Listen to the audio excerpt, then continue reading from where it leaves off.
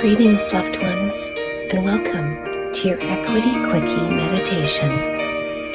Let's begin by setting intentions to cleanse and charge our bodies, to ground to Mother Earth so our new wisdoms may become knowings, and to connect to the high powers and energy of equity. And so let's begin by taking a deep breath in through your nose and out through your mouth. Visualizing a cleansing, healing light entering your body, and now releasing any unwanted emotions or feelings with your exhale.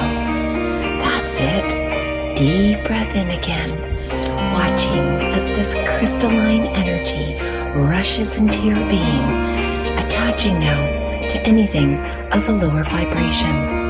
This energy easily being released as you push it out with your breath. Deep breath in again, fill your lungs with this divine healing light, and out, letting any attachments you have of low order to be quickly whisked away at this time. Continue with this mindful breathing, bringing attention now to the top of your head, your crown chakra, and begin opening this energy center like a lotus flower, watching as your beautiful energy starts connecting with the universe, the higher powers, and with the angels. Your energies joyfully dancing and spiraling together, a homecoming celebration that can be seen and felt by all present. An angelic reunion you will now have a few moments to enjoy.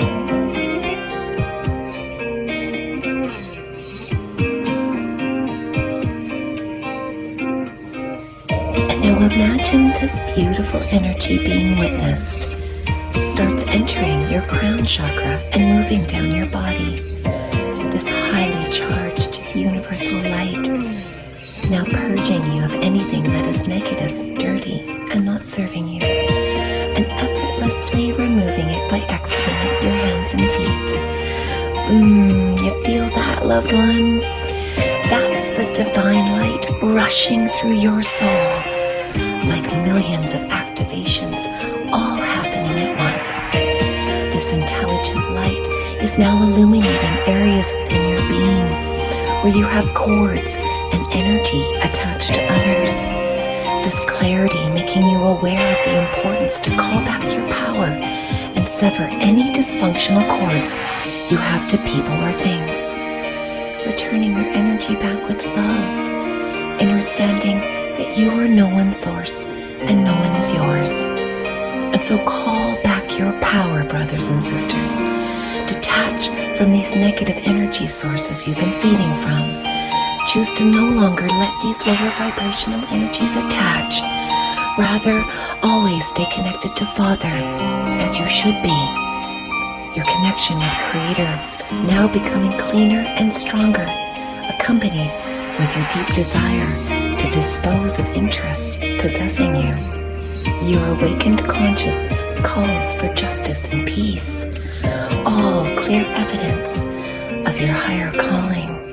And realizing this, we are finding grace through a guarded and secret position to finally free ourselves of sin, guilt, and wrongdoing that until now has kept us out of the garden and out of our natural state of peace and harmony. But right here, right now, you are being restored. You are showing signs of life. So let's take this moment to embrace the mercy of this innocence and to remember who and what we really are, and how powerful this moment truly is.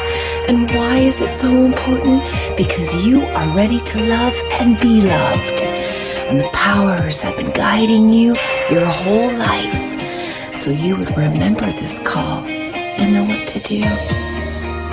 And when it was time, you could apply everything you've learned, so you may take the next steps of perfecting your rightful position to become the ambassadors of peace that equity requires, to be worthy and entitled of Father's 5D garden, and to be brave as lions as we do, staying in trust and staying in control, showing all the divine beings that are watching us our limitless skill and ability to rise. This cosmic alignment continuing to build and strengthen within you, you start to feel a warm sensation beginning to flow all around. Colors that dance and swirl together, making your body and mind feel lighter, excited, and charged. Your senses becoming clearer, quicker, and more accurate. And from this aligned state of being, let's set intentions to connect with your spirit guides, with the galactic alliances, and all the helpers and healers of the light. Feel their presence. Feel their joy as they wrap their big, beautiful wings around you and now shield you in a protective sphere of white light. And from this place of joy and love, ask now that Source and these higher beings connect you with the energy of the truth and the energy of equity.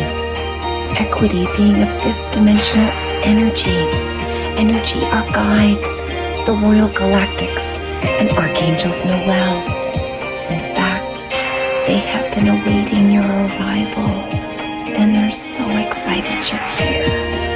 And so ask that these divine beings of light help you to learn and understand the energy of equity, and that the information you receive be in alignment with its frequency, and that the principles and messages from these sources come in accurately, clearly, and equitably.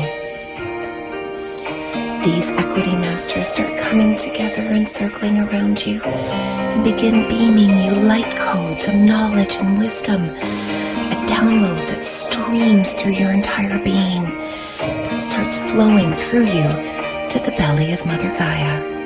A favor she quickly returns by securing and anchoring you against her belly, this making you feel so light and free. Your whole being is illuminating and awakening to seeing and understanding these once forgotten, now remembered truths. You see, loved ones, this is how we connect to higher powers. This is how we merge with the spirit of equity and its elite masters. This is how you fill your cup. More importantly, this is how you feed. You'll now have a few moments to enjoy the flow of this energy and the frequency and spirit of equity.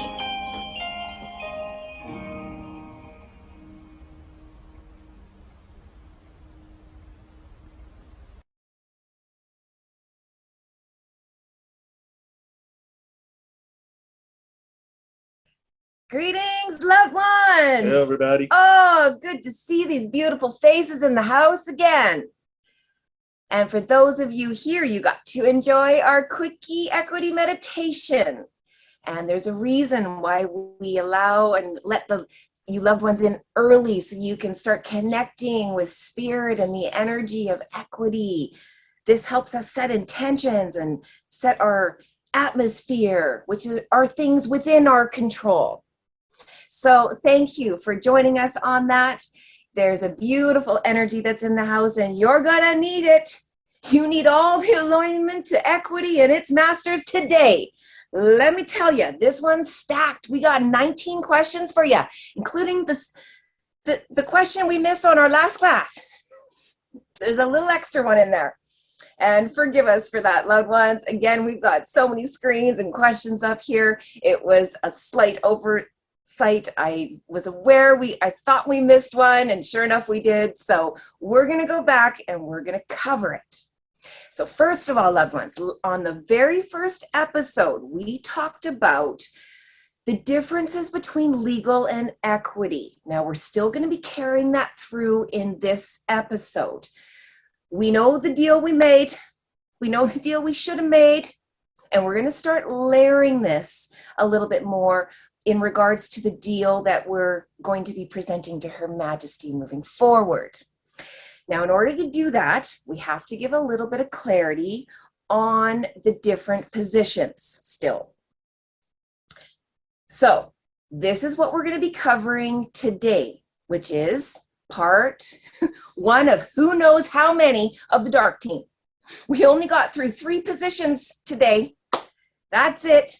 That's how much information is in just those 3 positions of the dark team. And within that, we're going to start layering a lot of your remedy. And there's a reason for this. Divergence is very keen on seeding and imprinting. And what this means is so that the information and the frequency has time to settle within you. So that as we keep layering this, and I'm sure you're starting to see this now, there's a lot of dots that are able to connect because it's stacked. And once you know this, well, boom, boom, boom, boom, boom. All of a sudden you got 5 teachings as this came in. And you actually have to sit there and rock yourself. It's called the Equïty rock. Where you have to sit there and you just have to take a moment, go, whew, because what you're feeling there is taking something dirty and making it lighter. And within that transition, that calibration, it takes time. And we talk about recalibration a lot because as you get lighter, as you disrupt the lower energies within you and shake them off and deal with them, there's a big jump that you do within your energetic frequency field. It's literally a coming to life type like feeling. You start to feel charged. You start to feel a whole other purpose kick in and take over, and now start pushing you. And now pretty soon you are just going with the flow.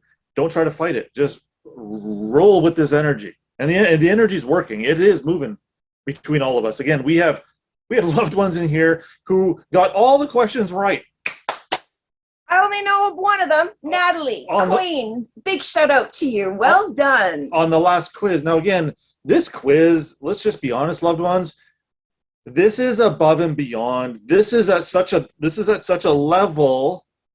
If you ever had to go in front of a judge, you're not going to be asked questions as hard as these ones. Again, Chambers is about mercy and forgiveness.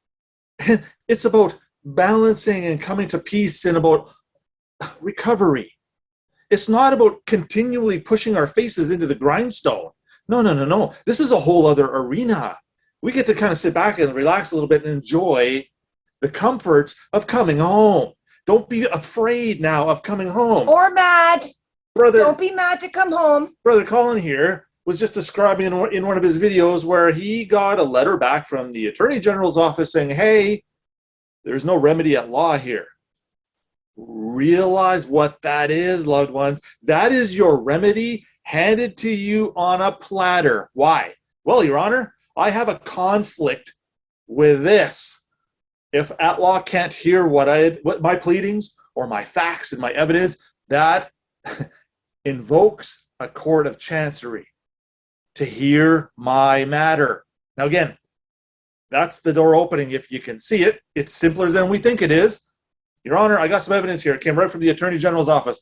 May I move forward? May I proceed? Oh, come on in. Again, dynamite position. You just got handed an admission and you're off to the races. Thanks for showing up, brother. When you show up, so do we. So what we're going to talk about today is the dark team, their positions, duties, and obligations.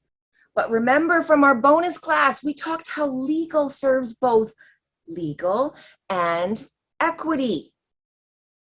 So you're going to see the different positions that the dark team has and plays, but it's going to depend on if it's serving you legally or equitably. So there, that's a cat getting halfway out of the bag right there. The game can be your friend, loved ones. Oh, absolutely. It's not your friend if you're a person. Not a chance. You will be punished within the system as a person. And we're going to talk about persons and humans and natural persons. Hang tight. What we're also going to talk about, as I mentioned, is the natural person and the human. These are words we hope our loved ones are going to remove from their vocabulary. They actually teach you out there in the spiritual world that human is, it's your hue. It's like your halo. Huh? No, it is not. Heads up. Humans are monsters. There's nothing halo or spiritual about it. You're an abomination. So we're going to get into that because we cannot be referring to ourselves with these words, especially if you're going into court. We missed it big time. And we're also going to take some red words, Satan's words. Okay, we're going to go down in his dirty legal abyss and we're going to grab him and we're going to bring him up. This is what we call in our private family crayoning. There was a point where crayon was not even understandable, so then we started introducing applesauce. And then sometimes applesauce, some of us are still chewing on applesauce. So we had to make apple juice. It just lets you know the layers that have to happen to take Satan's dirty words and make them understandable. He can talk legal, red, all day long. I cannot. Most of us get what we call the equitable or the legal glaze. And I know that feeling because I've been with him long enough to know I don't know what you're talking about. So I'm going to take your words. I'm going to go down. We're going to grab them and make them lighter. And then I go, is this what this means? And he's like, yeah. That's way easier than that word. That's what this course is all about, loved ones. Okay, so we're going to take some dirty red words that you need to know about. We're going to smash them up. We're going to shake them off. We're going to make them lighter. And we're even going to try and add some humor to them so you can remember them.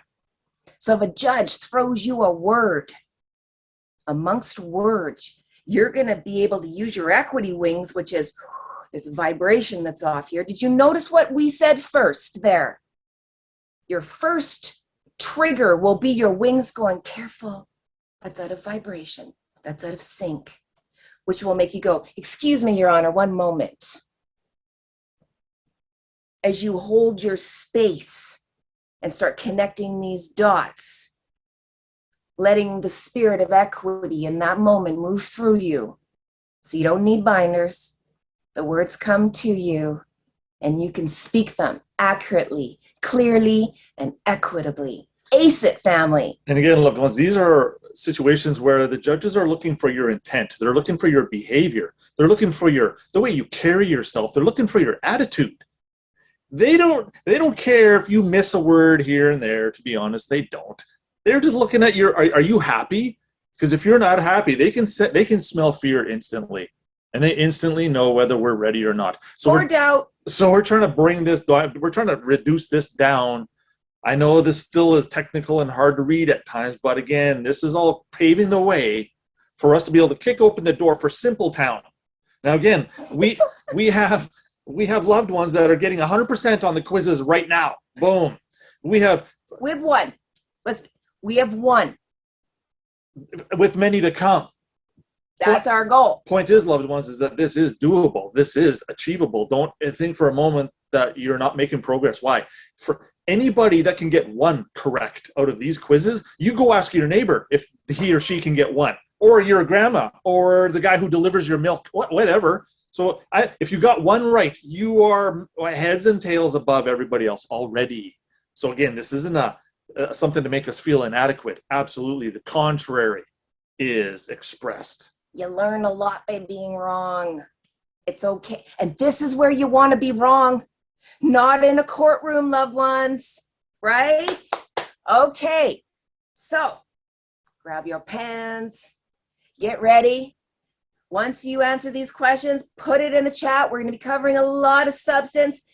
This one even has some special little drawings for you. Yeah, I think we got some squibbles. He actually really enjoyed this because what we're going to do with this dark team is we're going to break it down with pictures and a diagram so that at the end of this, you're going to be able to see what the dark team is. Because even when we were bringing this in, it wouldn't allow us to go down. We had to go down and then horizontal. And this is where all the federal players are. And then under there is all of the provincial. This has been something I've been wanting to know for such a long time. And this is why I love building these courses, because I'm like, I want to know this. So I might as well teach this.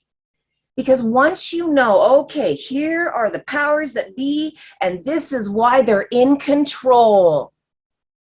And this is why I have to send my paperwork to this man or woman and this man or woman, because of their positions. And then once that happens, this is what's beautiful. Legal is the shadow of what, family? Equity. Yes. So what that means is, in reverse, we're going to be better off at the end. Okay, so grab your pens. Let's get into this, loved ones. I'm not going to give you any freebies today. I got a real good handle on my trigger today. Okay, first of all, we're going to go into last episode's question number 6 that we missed. When you have recorded your new standing with the appropriate statutory authorities, it means you have placed the proper trustees of all the things you need within your trust, and certain agents of Her Majesty will be notified of it. True or false?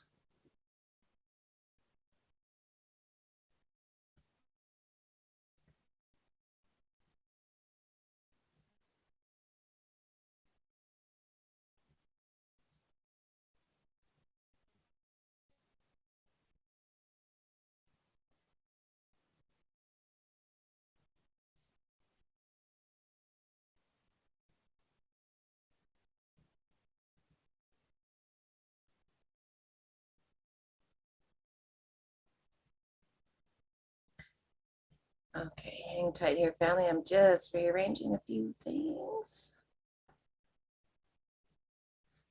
Okay.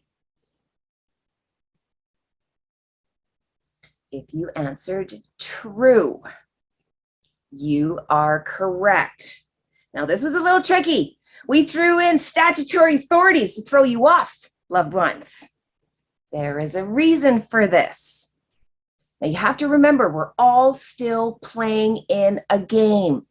So even though you remove yourself from the game and you let your trust replace you within the game, Her Majesty's agents, the game needs to be notified. Hey, there's a player in the game that has a new position.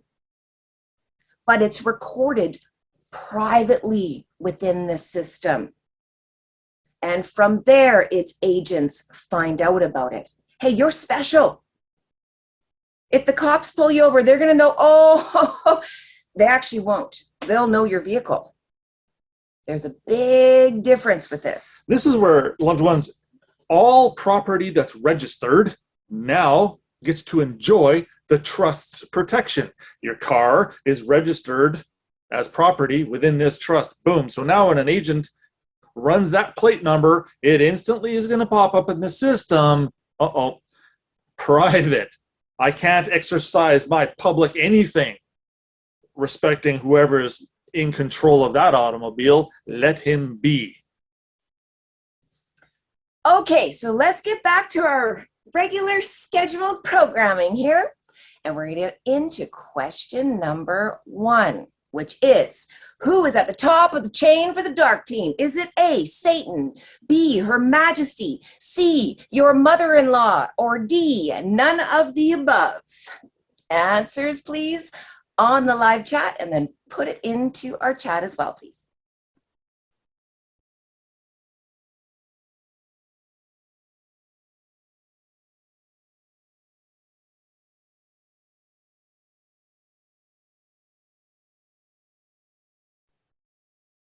Okay, loved ones, we put a little humor into that one.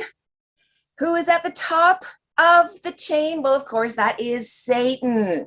It's not your mother-in-law, even though you may have substantial evidence to prove otherwise. It is still Satan. It's not Her Majesty.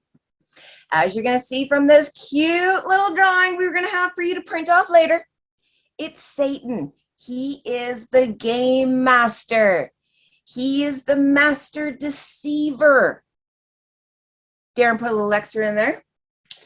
when we apply our life to serve him, that's him rolling out the welcome bandwagon. Welcome to your personal hell right there. And he runs this show. That's gonna be something we want to deal with right away. Okay, so let's, and just so you know, loved ones, with these different characters within the dark team that we are doing for you, you're going to notice you're going to be able, like we've encouraged you to print them off. When we talk about layering our teachings, you may have recalled me speaking about how with Darren, he would use different words that all meant the same thing, but just mix them all around. Well, now that you have certain pictures of certain positions, now you're going to be able to write certain titles under them.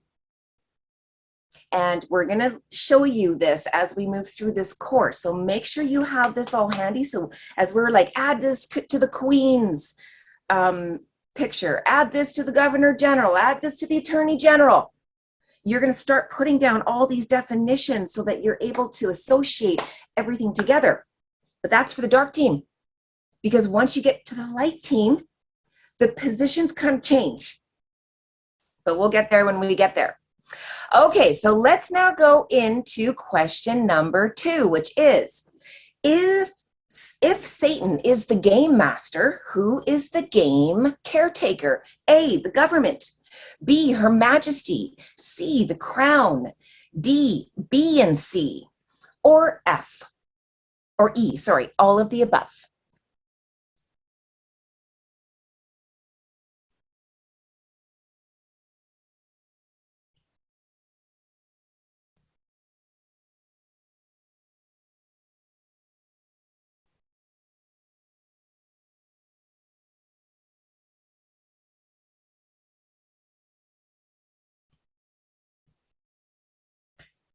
Okay, family, if you chose B, very good.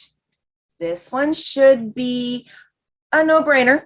And yet it's very tricky at the same time, and here's why. When you have B and C together, you got Her Majesty as one entity, and then the crown.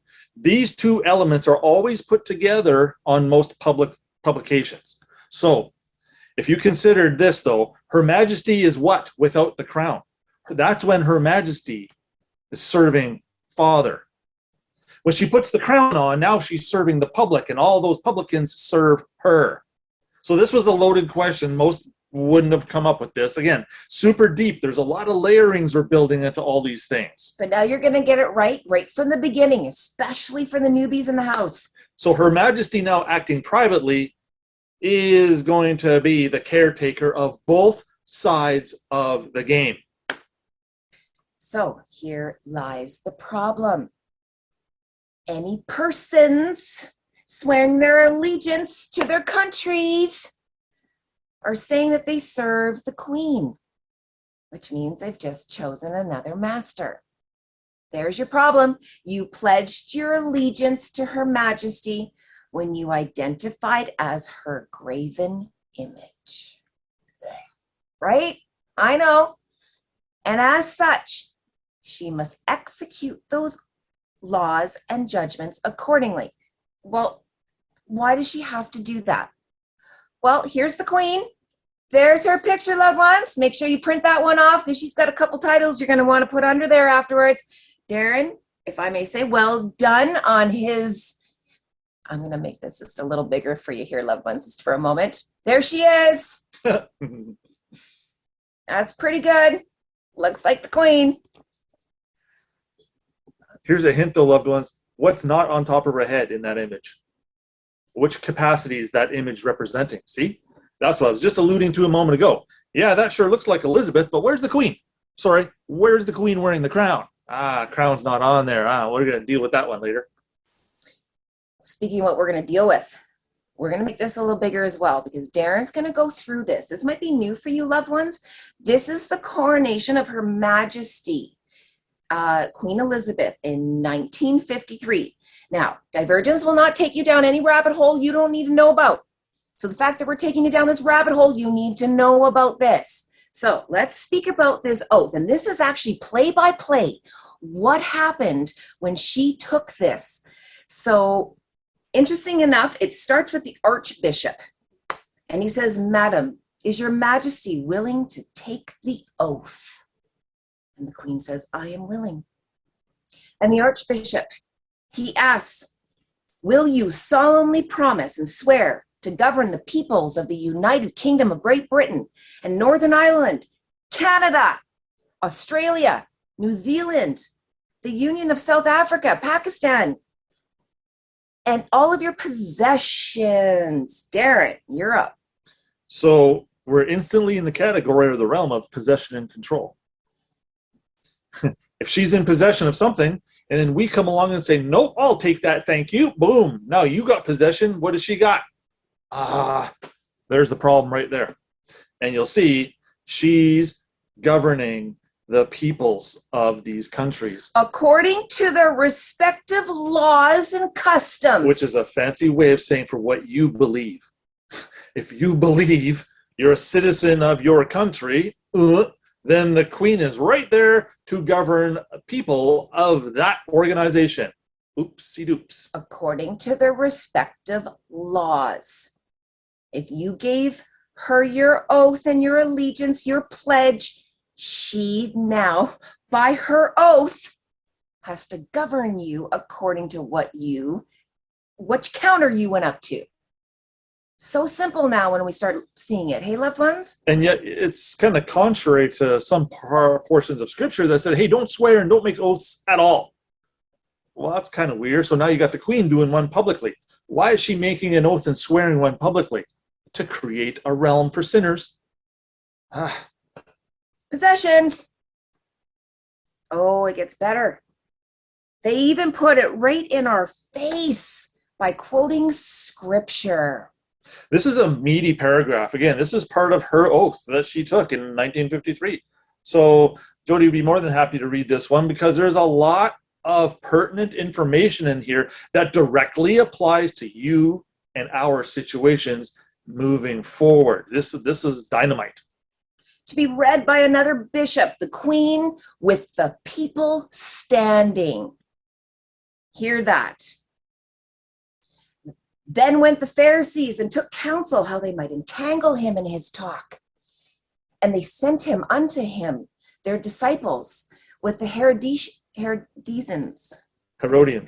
Okay, so not close. Saying, Master, we know thou art true and teachest. Wow, you should have read this one. The way of God in truth. Neither carest thou for any man, for thou regardest not the person of men. If you want to highlight that particular last few wordings, you might want to pay particular attention to that one. Continue. Do not care or regard any persons. So it's out there. This is what's always blows our mind, is how in our face it is. And again, loved ones, do not follow suit with those out there in public world putting a hate on for the Queen and Her Majesty and the crown and the system and da-da-da-da-da-da. She's telling you right here. We were warned. This is the notice right here. Heads up. So if you now voluntarily make a mistake, she can't help you. So the Pharisees said, Tell us therefore, what thinkest thou? Is it lawful to give tribute unto Caesar or not? But Jesus perceived their wickedness and said, Why tempt ye me, ye hypocrites? Wow. Shew we the tribute money. And they brought unto him a penny. And he said unto them, Who is this image and superscription? They said unto him, Caesar's. Then saith he unto them, Render therefore unto Caesar the things which are Caesar's, and unto God the things that are God's. When they had heard these words, they marveled and left him and went their way. Why would they not marvel when there's ones rendering themselves to Caesar and those rendering themselves to Father? It's very clear. Render, the key word here, loved ones, and I've asked all kinds of astute Bible studiers this question, and to my awares, they don't have the wisdom that we're trying to pull off here. render, put sir in front of it because we're dealing with sir names. So put sir in front of render. Sir name rendering back to Caesar because that's Caesar's name. This is such a critical component, which is why, Divergence and I went when the whole sticking the arm with that syringe started coming around a couple years back now almost. There was a panic. Oh, what if someone's going to kick in the door? What's the first thing I got to do? Well, if the record shows you're at war, the first thing you're going to want to do is surrender. And here's why. You're giving back to Caesar what is Caesar's. And now that you're clean, you're untouchable. Okay, so now we're going to build some of your equity wisdoms. And we are going to introduce some yucky red words, but we're going to give them wings. Are you ready? Here we go. Question number 3. The queen is the original trustee of the person or the all caps name. True or false?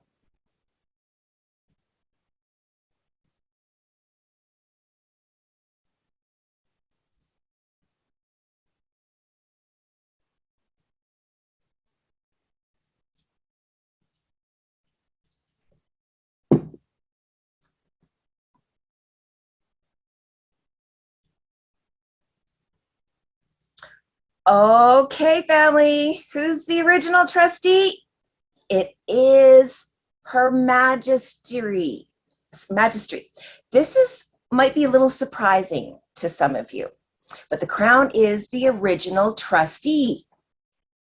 Why? Because she made it. She's the maker. She created the all caps name. And then we showed up, we take it, so we're tagged with it. Now, we're going to touch on this just for a moment because the definition of original means that it was created directly by a particular artist, actually personally by a particular artist. It's not a copy or an imitation. We want to take a few moments here and shut down a rabbit hole known as copyright. This whole copyright angle that loved ones want to chase, it's essentially entirely legal based on fraud to begin with. So I don't spend any time going after the copyright thing, and here's why. They created it. I'm going to take it and put it in a trust and then go enjoy it. By doing so, we get around all of this copyright infringement, or the queen doesn't have the right to use the name that you're born with. Correct, but not so much. Of course she does have that right. Here's why. You showed up with the given names, they attached the surname to it, and we agreed. Mom and dad accepted, and then passed that acceptance on to us. We take that thing, identify as it, to go apply for sin. That entire dynamic proves you have dirty hands and intent to deceive. Not a good spot to be in. So, copyright aside, we don't need to worry about that a whole lot. It's, again, the trust takes care of all of these little copyright type issues. So don't chase the whole copyright hole. Unless this is something that's tickling and burning with desire, go ahead. You're disputing...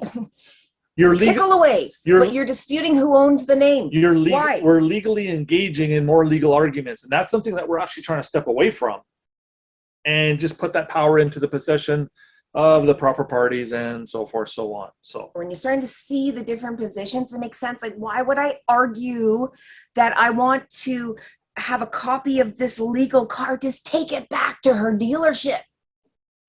Be done with it. It's much simpler. Shut that rabbit hole down. That's why we don't spend a lot of time with loved ones who have questions on that, because it's not necessary. Like Darren said, you can wrap it all up in the trust. Okay, so now what we're going to do is we're going to take on another word here. If you are in possession of the all caps name, Her Majesty is the primary trustee. True or false?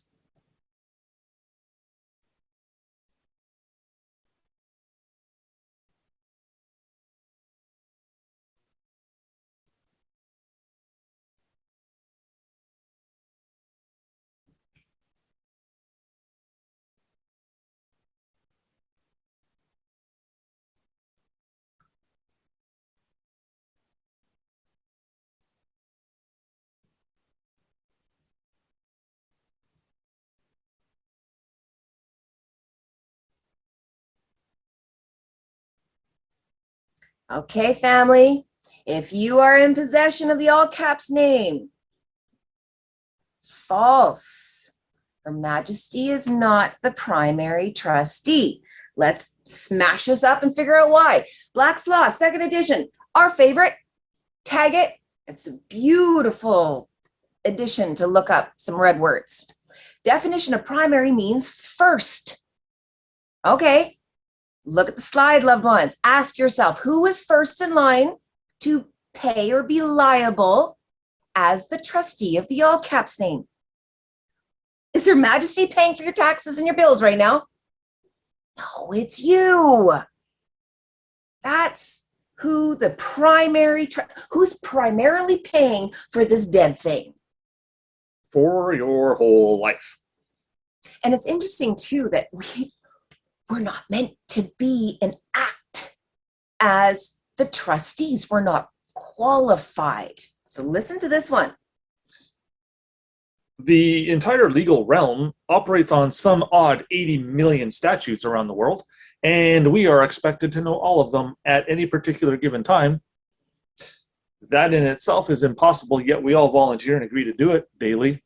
That's why we're getting our asses kicked in the game of sin. So do not want to be the trustee. Allow that title to be transferred or transmissed or delivered to the proper party who ought to deal with such matters as trustee. They're the ones trained and qualified to do it, not you.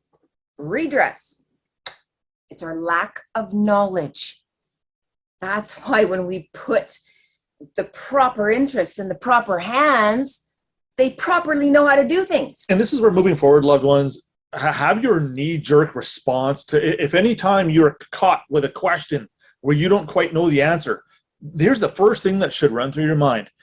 Is this a legal question or is this an equity question? If it feels like a legal question, fire it off to the trustees. Oh, may I direct your attention to the trust's personal representative, the Deputy Attorney General of the province. Here's his address and here's his phone number. He would be more than happy to assist you in your pursuit. Also known as, is this a question for inside of my car or outside of my Ferrari? If it's a question for outside of your Ferrari, please refer it to those in your parking lot. That's what they're there for.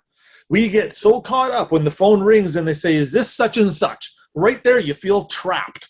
And you know what's coming. Boom, boom, boom. Right? It's not a pleasant experience. So answer the phone properly. Speak through the trust from now on. Now, how would you answer a phone call if someone was calling you? Perhaps maybe a maxim. Like, Equity will not aid a volunteer. How may we help and direct your call? There's 5 of them that you could just ramble with right off the top of your head. But as soon as you get a trust inserted into the communication, boom. Again, fill out your paperwork as the trust speaking, not you. Start answering your creditors with a maxim, loved ones, and see what happens. Remember, loved ones, we showed up with a birth certificate that we used. Again, this birth certificate, this is all it really is. It's a vessel. You can put things in it. I put a security interest into this certificate, and I go now register it, volunteering to be the liable party, wanting to pay for this thing my whole life. Wrong. What if we showed up and said, I put an equity interest into this birth certificate, now go record that. Put that interest in trust. Different world. Next question. Number 5, if you're acting as the legal person, you are considered the co-trustee of the all caps name. True or false?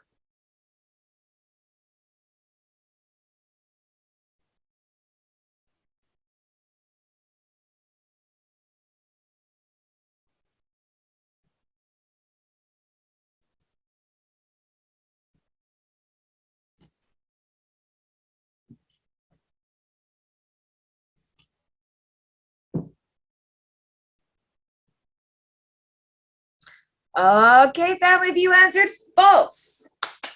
Very good. Now, let's smash this up.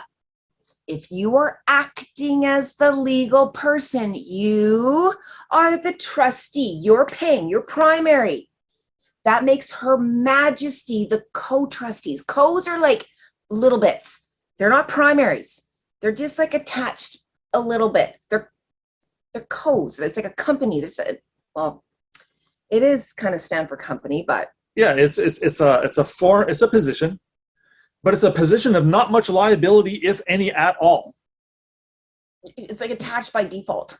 So again, we never want to be the primary trustee. We need to get rid of that. We need to give that back to them.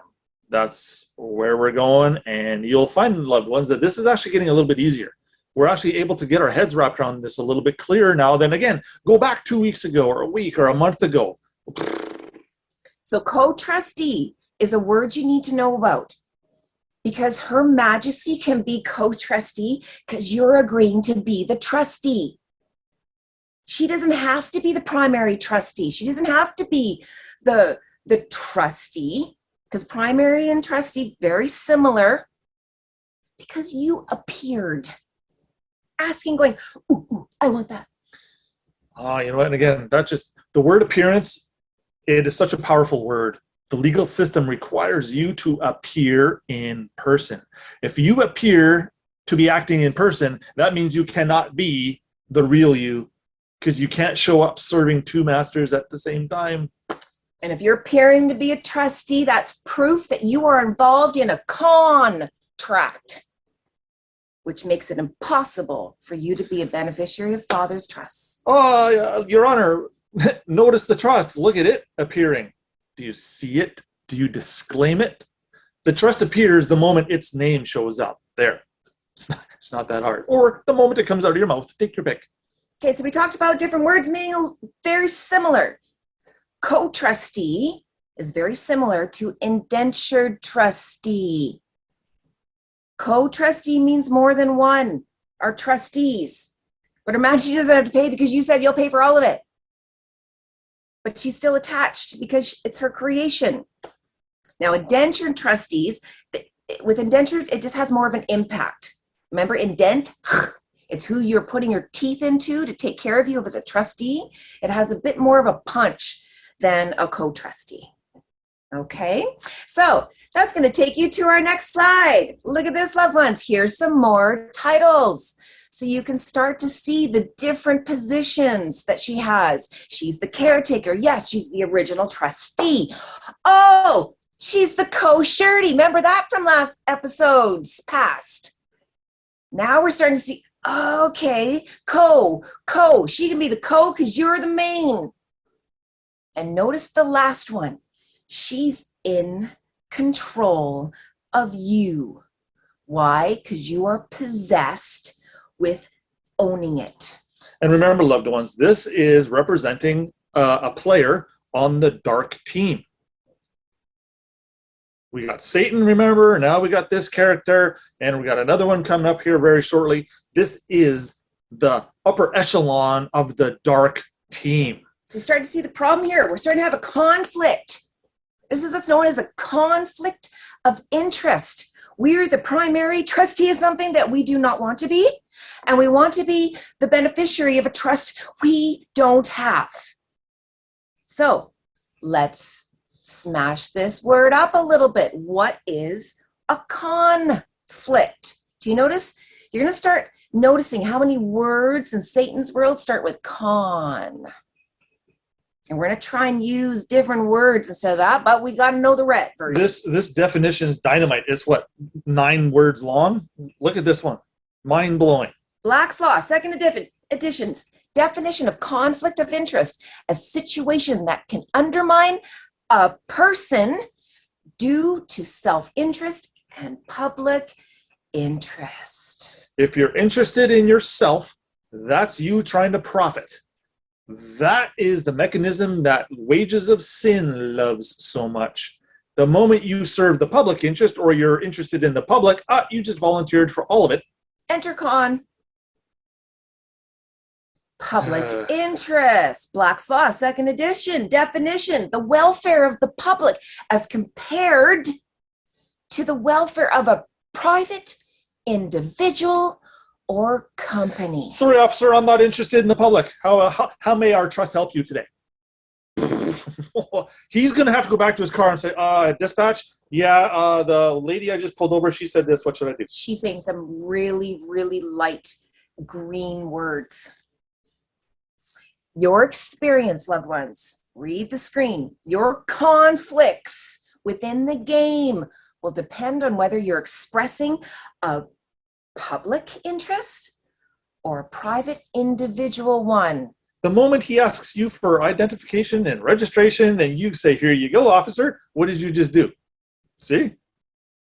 You showed a public interest by identifying as a publican. So many problems can instantly go away when you suggest, oh, sorry, officer, that person is in custody of a trust established on June 17th, 2022. You might want to contact the Attorney General moving forward.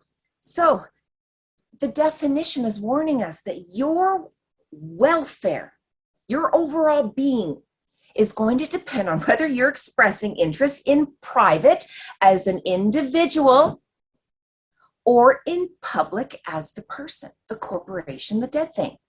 So let's layer these teachings. Question number 6. A public interest is a legal interest. True or false?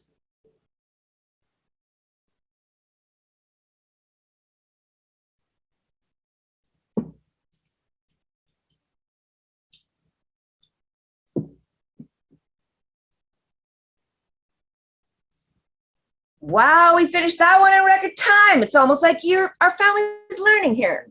Love it. True. Yes, family. This is how I remember interest. Interest is my idea. It's my remembering, whether it's my equitable or whether it's my legal.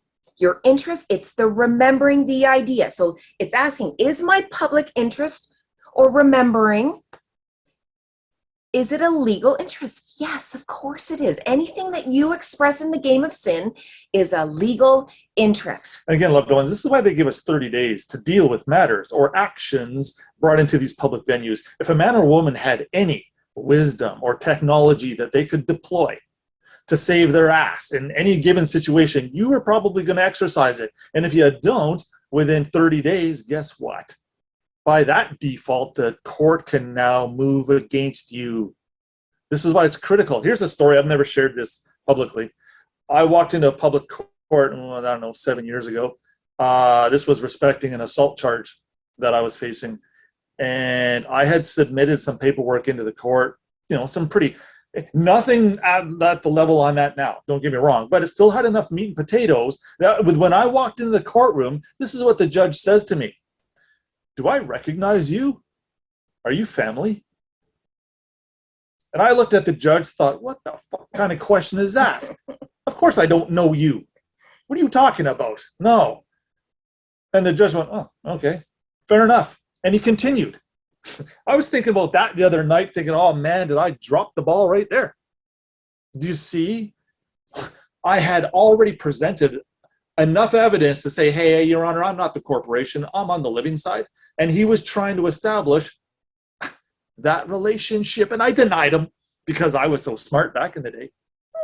Yeah. Mm-hmm. Trust me, loved ones, I got burnt lots. Dean got burnt probably more than I did. But Dean's a good teacher. There's a perfect reason why all that was happening. And again, grateful and thank all the above that it happened to me.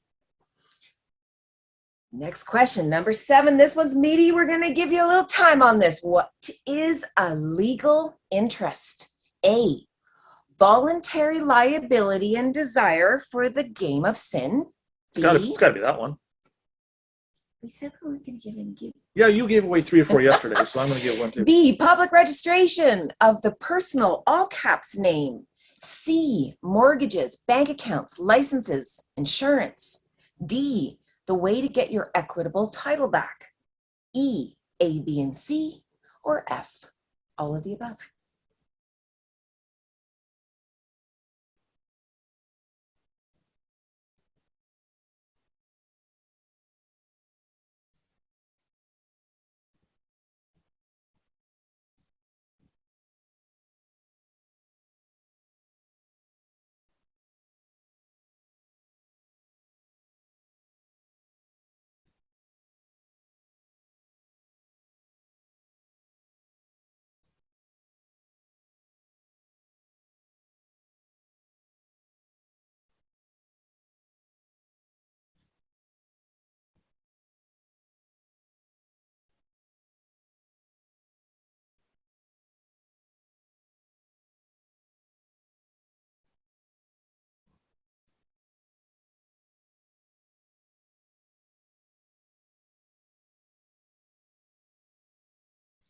All right, family, what is a legal interest?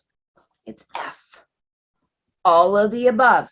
So just know a legal interest is you volunteering to be liable, to publicly register this graven image, to sign up for mortgages, bank accounts, licenses, insurance under this fictional character. And it's through a legal interest that you can get your equitable title back. Can you shed some light on that, please? Well, if we're all standing in the shadow, clearly let's just reach for the real thing. It's got to be there. Excellent. Okay, and again, we have to have our legal remembering too. Our legal idea of, oh, I'm driving a car that's Her Majesty's right now.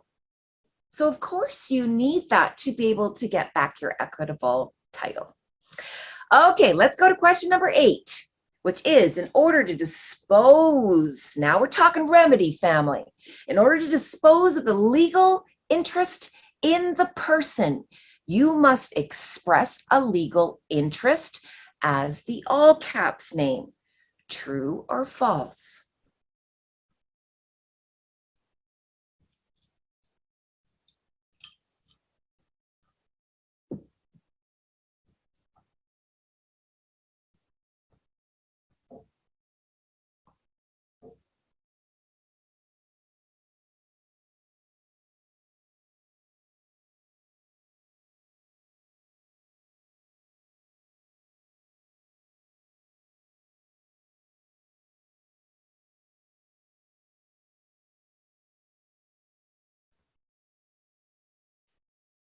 All right, family, in order to dispose of a legal interest, you must first express a legal interest as the all caps name.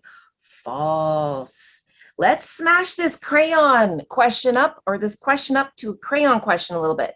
So look at the difference. Let's sound this out. In order to bring back Her Majesty's car, you, the legal person, must first express a legal interest as the all caps name. No, we've already expressed a legal interest. You're driving her car, you're in possession. You have to express your legal interest as the all caps name, yes, but also as the individual or the man or the woman. That's how you get to equity, in duality. So hear this. This is going to be a lot of clarity for loved ones. This is how you bring back Her Majesty's car. You first have to remember through your equitable interest. Oh, it's your equitable interest. You're remembering the idea of going, that's not my car. That's what has to happen first. Because until you remember this isn't your car, you think it's yours. So your legal interest is not what happens first. You already have that. And again, loved ones, this is all because that public system has trained us to desire to own legal things. You cannot dispose of the person, which is the legal title, unless you come as the man or woman first. And together. That's important. You have to be able to return Her Majesty's car going, so I got these keys I totally forgot about, but through my ID, I remember that's actually my car and this one's yours. So sorry, I made a bad deal. Sorry for the mistake, accident, error, or fraud. Okay, so this is a big one, loved ones. If you can wrap your brain around that one, you're going to do real good. Okay, let's go to the next question. Question number 9. You can't dispose of the legal title. Now remember what the title is, loved ones, when we did our analogy. So you can't dispose of the legal title acting as the all caps name. Now, why can you not do that? A, you can't fight legal with legal. B, persons don't have any real interests. C, you need your equitable try to lose your legal try. D, you need your equitable try and your legal try to lose the legal try. Oh, I know it's getting wordy, but don't worry, we'll smash it up. F, A, B, and C, or G, A, B, and D?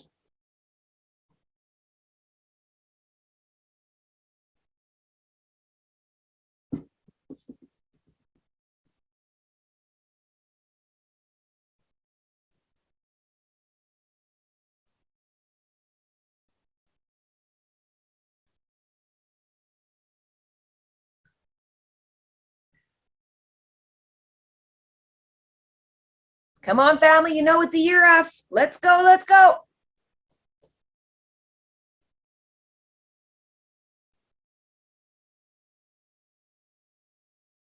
Do you need your equitable try to lose your equity try or your legal try, or do you need your equitable and your legal try to lose your legal? If you answered F, you need both. You're coming with both to the dealership because you're bringing your keys, remember? You're saying, hey, Your Majesty, I want that, and I'm going to give you this back. So sorry. But look, I returned it really super clean, new tires. It has an oil change, new windshield, looks real good. You're going to like it. This single thing right there, coming with the item of property in better condition, this again eliminates the whole I intended to deceive. If I intended to deceive A, I wouldn't be bringing it back, and otherwise I wouldn't be making it better. Simple. Again, this is how equity operates. Just what's your intent? Now, if you prefer stalemates, enter common law. Common law will keep you spinning. You cannot fight legal with legal. And here's a quick, perfect example of using common law to try to fend off common law would be to do some of those other processes that other loved ones and other groups out there are still teaching, such as, a conditional appearance. Well, here's what you should word a conditional appearance to be. In memorandum of appearance, the trust is before the court today, Your Honor. Thank you. There. Want to take that one, loved ones? That is a conditional acceptance, but done equitably. Big difference. You just showed up with a wheelbarrow and dropped a whole bunch of stuff in the courtroom by doing that. If you don't do that, common law is dead man's law. Dead fighting the dead. Just think of the lunacy of that for a moment. You're not going to win. The game's rigged so dead men don't win. Think about that. One more time. Persons equal fictions. Things that are fake, pretend, and not real. Do fake, pretend, and things that are not real have rights? Monster rights. It's not a lot. Oh, and the only reason you can take back Her Majesty's car back to her dealership is because you're exercising your equitable try. Otherwise, you would not be able to return her car. It's impossible to return her car without you remembering first you're driving hers. So again, loved ones, remember, the car appeared to be good for food, so I took a bite. Just not knowing what was in that tree that created that fruit. So this is why we're being forgiven for this mistake, because it was horrendous. Question number 10. Our equitable title is always clean because it came from Father. True or false?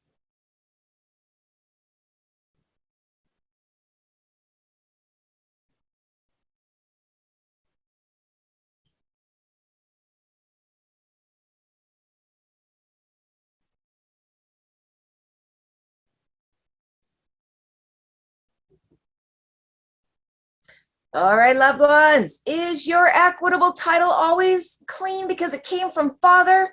False. No, it is not. You are clouded. You are dirty. Why? Because you keep expressing an interest, a constant interest in sin. And the record shows this cloud exists, and the cloud exists because of our voluntary application to get some sin.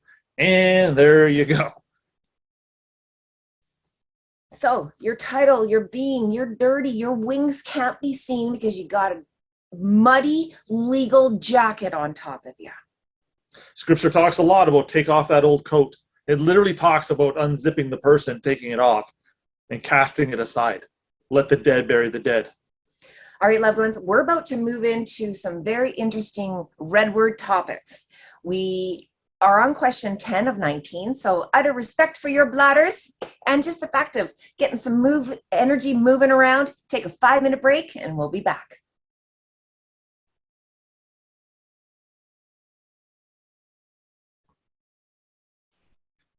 Okay, everybody. I just want to draw our attention again to that moment in 1953 when Miss Elizabeth there took the world stage and said what she did in proclamation there too. Here's the most important part of that proclamation. It happened right about in the middle of the entire ceremony. And this is what she says to the world. I accept one baptism for the remission of sin, and I am looking for the resurrection of the dead. Resurrection of the dead. Why would she say that? Take the entire rest of the coronation and just put it into the miscellaneous drawer. Focus on those 2 sentences. They're not even sentences. Why would she be saying that? And do you think it's significant? Wow. Huge. All right, next question. A natural person is an individual. True or false?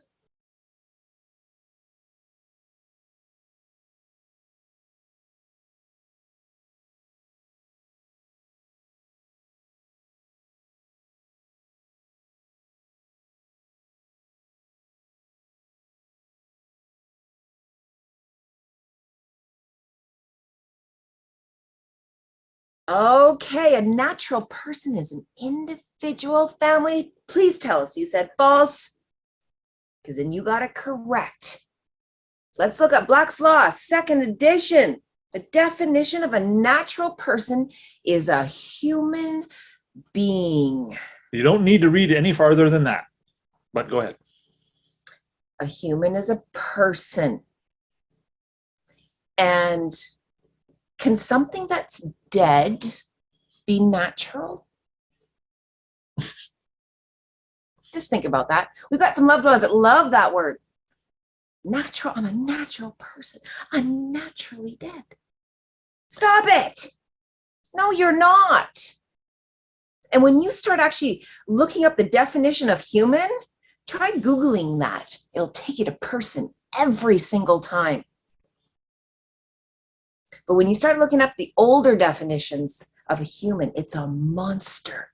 It's an abomination. If you try to stand as an abomination before your Lord every Sunday and ask for forgiveness and fruitful lifestyles, sit down. As a matter of fact, go out in the parking lot and wait. You're missing it. Yeah, your heart was in the right place, but that's why we're here to correct that line of thinking. And again, look up Encyclopedia Britannica, Merriam-Webster, Cambridge. Their definitions of human is looking or acting like a person, or belonging to a person. It's very clear. Now, when we go to our next slide here, let's look up, this one we had to put as a slide. Wikipedia's definition of a person. A person is a being that has certain capacities or attributes such as reason, morality, consciousness, and self-consciousness, and being a part of a culturally established form of social relationships such as kinship, ownership, property, or legal responsibility. I would love to insert for the record forever hereafter right here for all of those that suggest that Divergence is a cult, brainwashing its cult members. You may want to pay particular attention to this, smart one. Take a moment. As a matter of fact, read it while you're on the toilet, read it before you go to bed, read it, read it, read it. Let it absorb into that 3D mindset of yours so that it doesn't plague the rest of us with your filthy attitude. Read this. It says right there, you're already part of a cult when you're participating in social events. So, as a cult member who serves sin and Satan, get out of my way or we will crush you. Now, that might sound a little heated, but again, this is going to get back to, that's not very nice. That goes against my human rights. Okay, let's just break down what your human rights are. That's a translation saying that goes against my dead rights. Please stop saying that. If you have a birth certificate, if you have a social insurance number, you have no rights. You have no human rights. It is not against your rights. It's actually in keeping and enforcing with your human rights. See the mind trap here, loved ones? Yeah, it's extensive. It's expansive. It's all you have because you volunteered for it. And when you did that, signed, sealed, delivered. You actually used your equitable interest to create a legal right. And that's why the government can violate and just steamroll you. You want to know why they can take away your property, your children? Everything. Because you're dead to them. Dead things don't have things. They don't have opinions. They don't have property. Persons don't have children, marriages. So until you can prove to a court of competent jurisdiction that you're among the living, watch your opinions, loved ones. You have monster rights, like Darren said before. And since when do monsters or fictions have rights? Since when do the dead have power? What an illusion. And that's why Satan's laughing his ass off all the way to the bank. The game was really good. We're here to go. Come on, wake up, loved ones. Stop quoting, spewing shit that you don't have to spew. It is not your right. Shut up and sit down and know your position in the game. And right about now, loved ones, this position in the game should start to feel like this. Okay, we're talking about the dark team and who the ringleaders are. Where do you fit into that? That's where this is ultimately going. Believe it or not, you're the one that creates the darkness because of our foolish application of our lack of wisdom. So we don't want to be persons, loved ones, natural included. We don't want to be naturally dead things, nor do we want to be dead things. Very simple. Very simple. So stop going down those rabbit holes. Cut it off. So why do we want to be individuals? Okay. We want to stand in division of death. There. Oh, sorry, we got a question on this one. Hang on. No, we haven't. Darrenism, actually, Oh, that came out of this one. We were talking about an individual. And he said, break the word up. So individual is you or me stating, I am individual. I am in division of you all public. All you dead ones. All the dead ones, all those public entities, corporations, persons. I'm divided from that. And as such, yeah, this is what being a god was being referred to in Scripture. As long as you're in division of sin, guess what? You've returned to the image of our Creator. And if you're created in the image of God, does that kind of not make you a god by default? Yeah, sort of, kind of. When we talk about God's loved ones, we're not talking about these chosen ones being worshipped. No. No, we're talking about how ones that are dead, if they come to life, how they're looked at as within the system and within fathers. If you're not possessed, then you're a god. It's one or the two. We're just kind of showing it's a big deal. It's kind of special when something like that happens. That's why Divergence is spending some time on this. And when you look at the Black's Law, second edition of what the definition of individual means, this term denotes a single person as distinguished by a group or class, and also very commonly a private or natural, we don't want to be that, person as distinguished from a corporation. Did you notice that? There is a difference, loved ones, between a private and a corporation. A private individual and a corporation. Two different worlds. Absolutely. Stop acting in person. Let your trust do that for you. An individual is living. This is why the trust, I almost gave away the answer to the next question. A corporation is dead. Question number 12. Your trust is a natural person. True or false?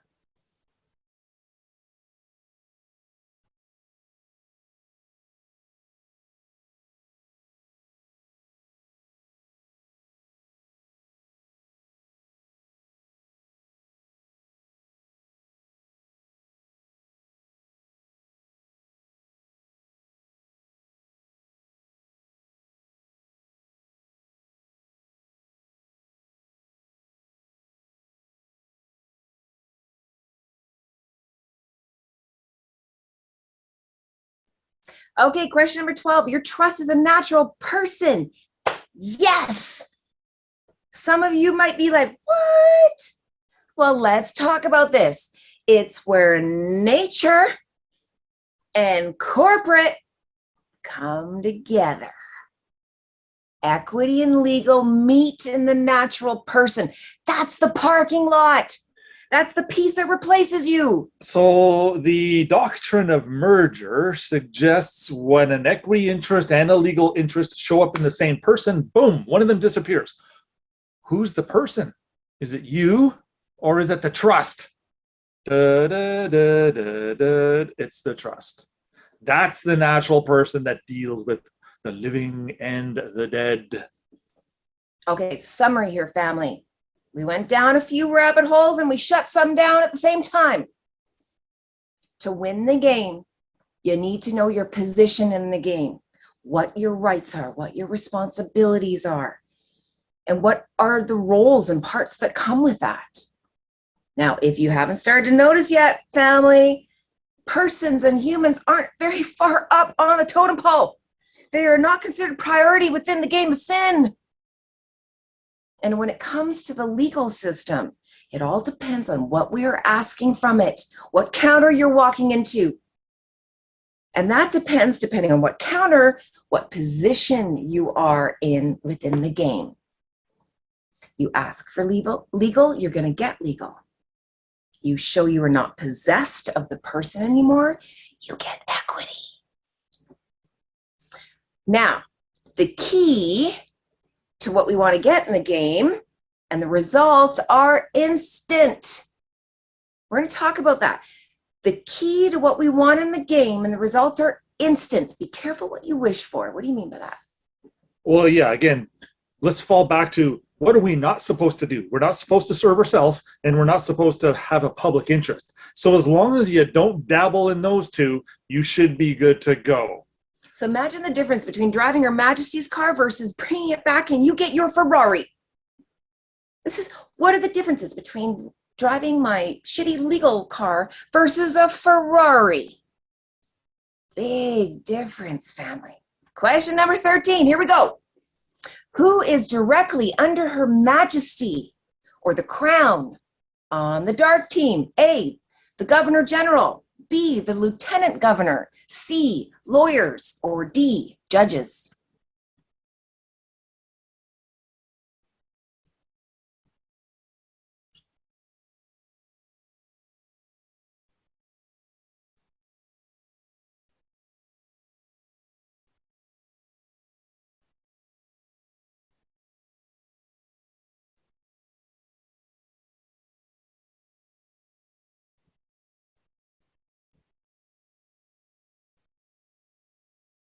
All right, family, who's directly under Her Majesty on the dark team?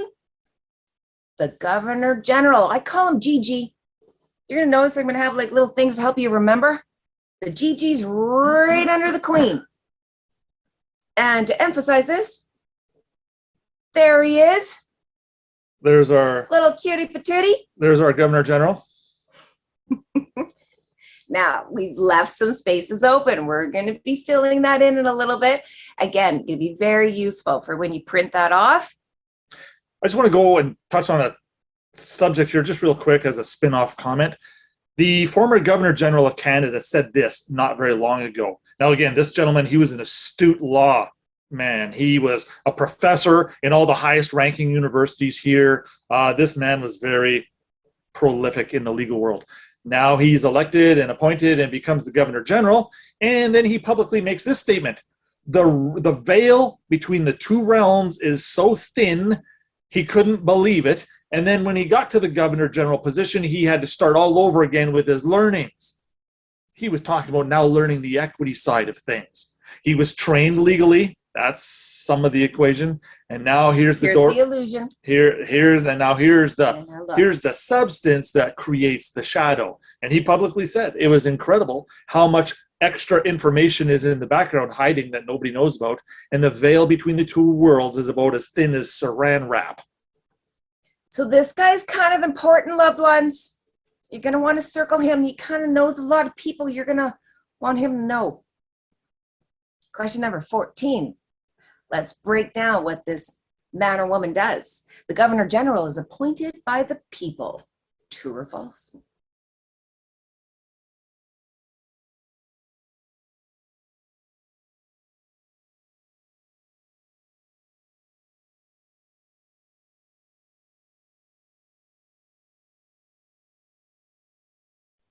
Nice job, family. You finished that one fairly quickly. If you answered false, you are correct. The GG, Governor General, is directly appointed by Her Majesty. It is not elected or appointed by the people. The public has no say on who the Queen's bestie is. Which takes us to our next question, number 15. What is the job of the general or the Governor General? A, the Queen's Chancellor. B, to oversee the financial system. C, to oversee the justice system. D, they must be a lawyer. E, A, B, and C, or F, all of the above.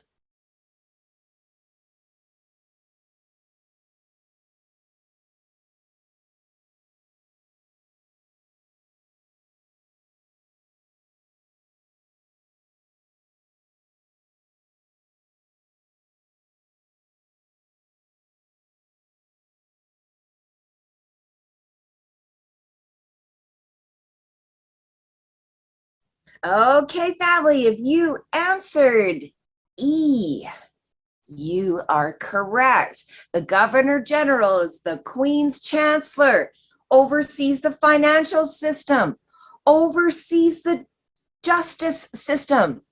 But the Governor General does not have to be a lawyer. That is an important part of this. Despite most politicians and all these legal people, yeah, most of them are lawyers. However, by this particular appointment, no, the Governor General does not have to be, by requisite, a lawyer.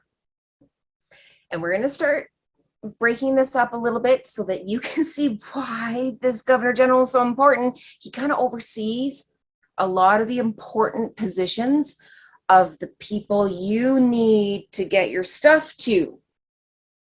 So we'll layer this in a little bit. Question number 16. Why is the Governor General important for your remedy?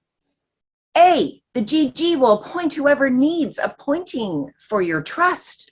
B, he or she talks directly to the Queen.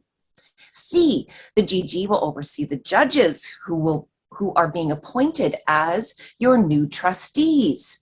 D, the GG will ensure the trustees are following the rules. E, he or she will protect you and ensure your well-being. Or F, all of the above.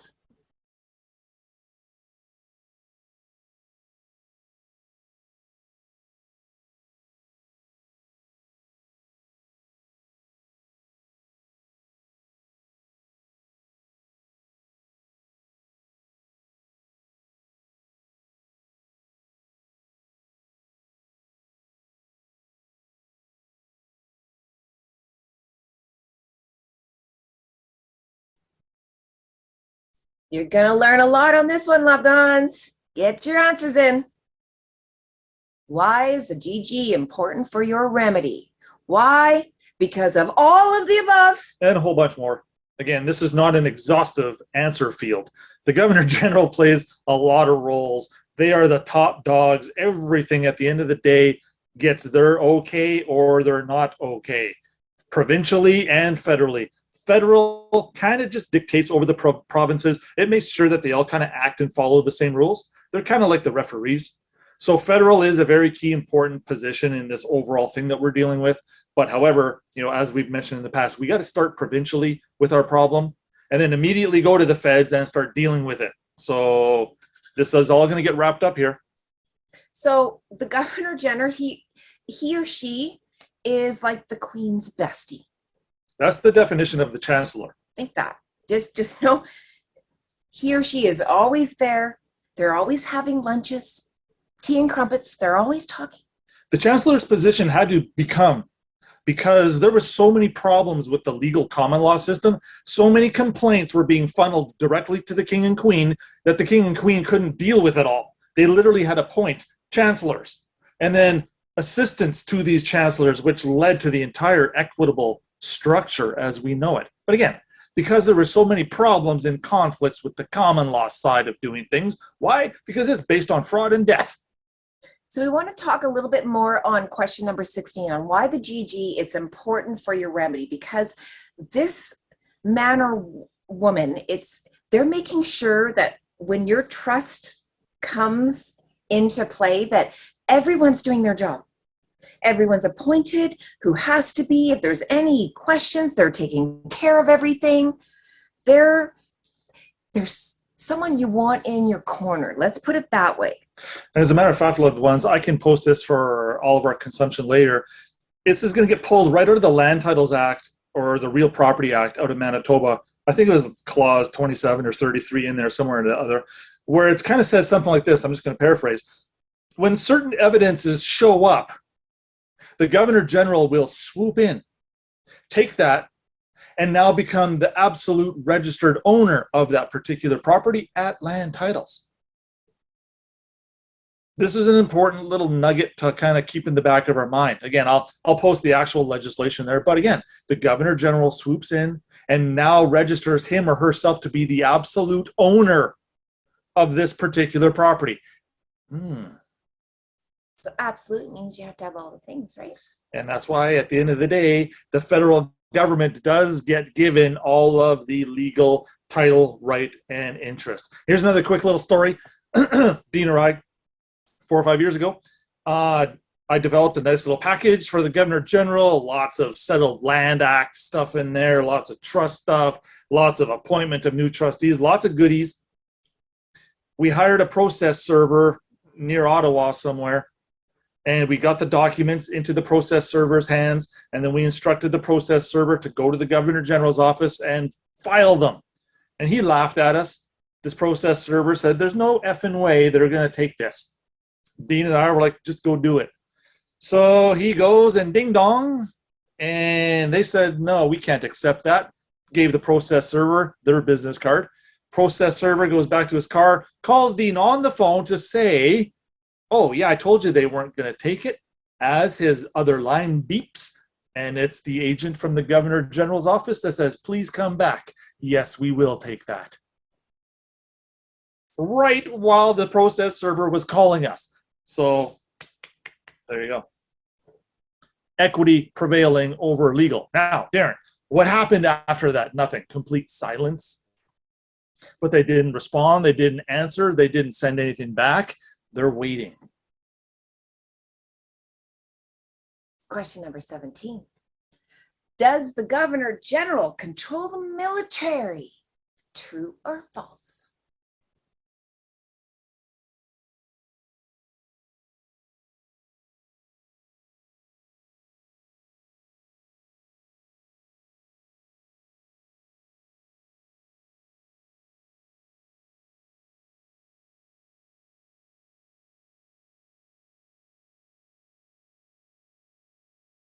All right, so Darren said I didn't nail that word well enough, so allow me to nail it this time. Does the Governor General control the military? Yeah, he does. That's kind of why you want him in your back pocket. The Prime Minister literally has to go ask permission from the Governor General to engage the military. Well, if he can engage the military, guess what private citizens can also do? Governor General, I seek your protection, please.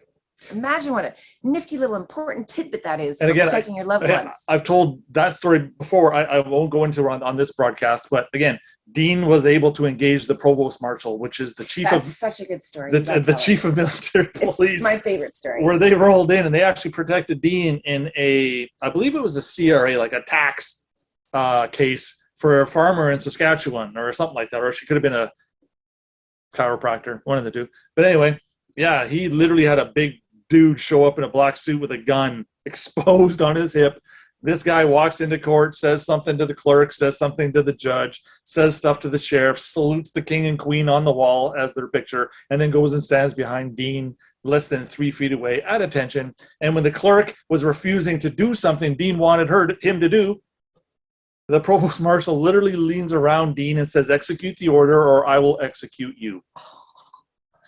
That sounds like some private rights to me. Same judge gets up and pours Dean water like 3 or 4 times during this hearing. It was unbelievable. But again, you'd probably be sitting there thinking, yeah, right, they wouldn't actually execute someone in a courtroom. I'd say, really?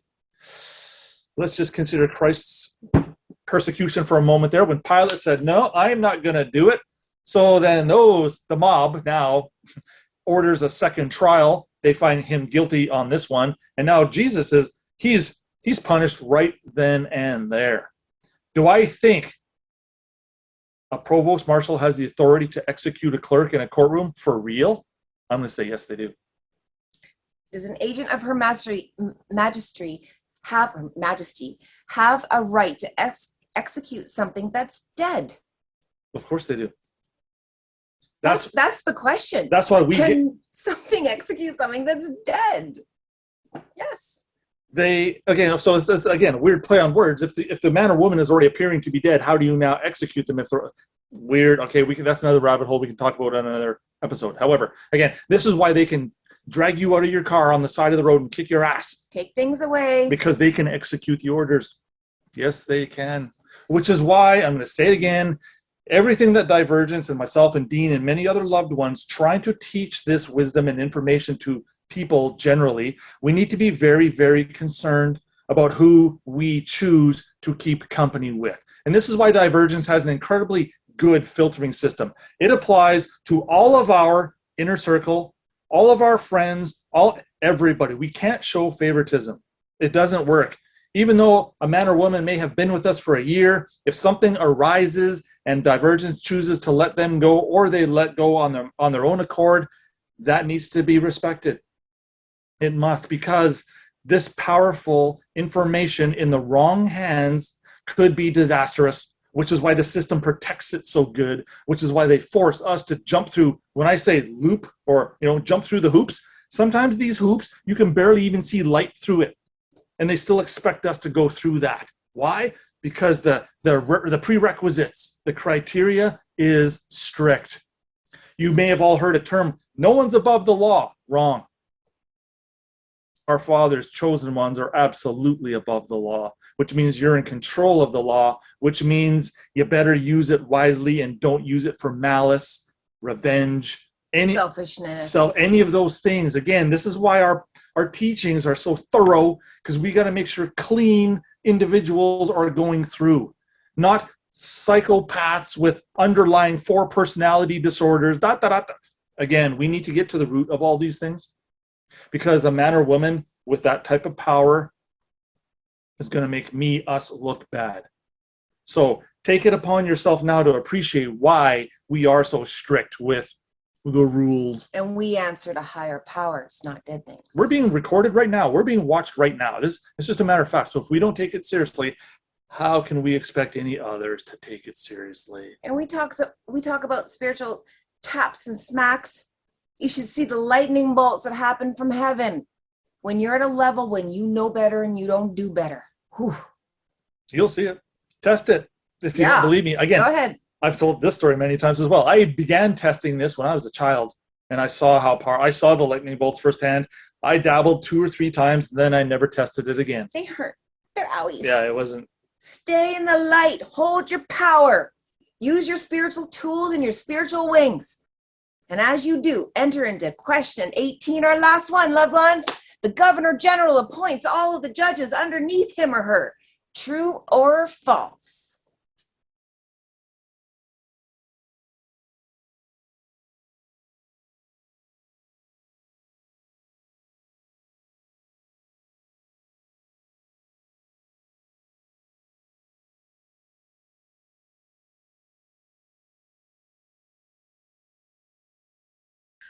Okay, if you answered true, you're correct. Yes, the Governor General appoints all of the judges They're all federal appointments, but yet they go show up for work in provincial courts every day.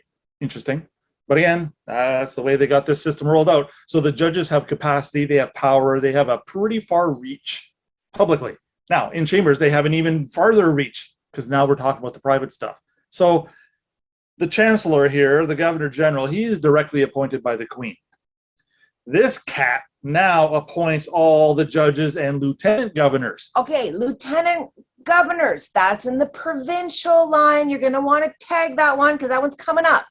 Now, this is an important position because, again, we've actually dabbled with this where we were like, okay, so if a lieutenant governor provincially is a vice chancellor, that's the equity side. That's who we want to be dealing with. So we've, over the years, we've sent lots of correspondences to the lieutenant governor of the provinces. And this is kind of the consensus, or this is kind of what they get back to us with. Knock, knock, knock, hello. All those powers that the vice chancellor had have been delegated to the judges and or the attorney general to deal with the matter that you've presented to our office today. Please contact them. And then when you sit back and you think about it, you're like, oh shit, yeah, okay, wait a minute. Well, if the vice chancellor has a specific power and then they appoint the judge to hold that power, who has the power? The judge. Go deal with the judges. You can privately deal with all of this through the attorney general's office, like we've said in the past, get all this all wrapped up. But again, at the end of the day, does the lieutenant governor know what's going on? Oh yeah. Does the governor general know who we are and what we're doing? Oh yeah. This happens by default. And yes, again, here we go. The governor general does control the military. So here's the first part that we went through, loved ones of the dark team. We got Satan at the top. We got Her Majesty right underneath. And we have the Chancellor, which is the Governor General. This is the overview of what we have talked about. Again, all of these PDFs are going to be available for you to be able to print off so that you can go over these learnings and these teachings. I know we only got through 3 positions, but we covered a lot of content in the middle. We talked about a lot of remedies. So by the time we get to the remedy, when we start smashing it out for you, it's going to be very easy going, oh yeah, click, click, click, click, click, click, click. And so just to add one more little point of clarity, what I was suggesting earlier was, Darren, do we need to send our stuff directly to the Governor General? Again, no. Mm-mm. No, we don't need to. That's coming. Hang tight. We can deal with this in a more efficient manner. But He's got boys. Exactly. The people. Governor General has agents to deal with these things. He'll find out. Because the Governor General is probably busy sitting on a beach as we speak. Where we're going to be right beside him having Mai Tai soon. All right, loved ones, we love you. Please put out your feels report on our public live. That's what this is about. And spread this. Flood the chats with questions. Questions. Just keep firing. That's how we build this. You see, do you feel the energetic difference between videos and texting?